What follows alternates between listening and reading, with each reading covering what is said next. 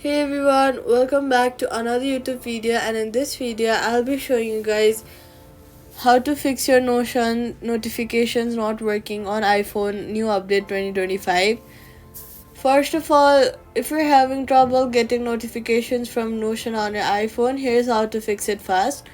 First of all, check notifications in the settings app. Go ahead and open your settings and then search for notifications, scroll down and see if there is Notion. If it's on, then toggle the option on, and that's it. After that, enable check notification settings in the app. Open Notion, tap the settings button and then go to notification settings, and then go to notification and reminder. Ensure toggles like page comments, mentions and any other alerts you want are turned on.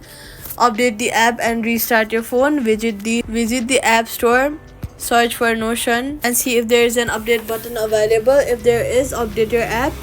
And then privacy tip: only allow your notifications and access your personal device. Avoid enabling alerts on shared or public devices to keep your workspace secure. Quick fix: if notifications still do not arrive, make sure do not disturb and focus mode isn't blocking it alerts. Log out of Notion and log back in to reset push notification tokens. Reinstall the app. Your content still safe on the iCloud, and that's it. Subscribe for more Notion fixes.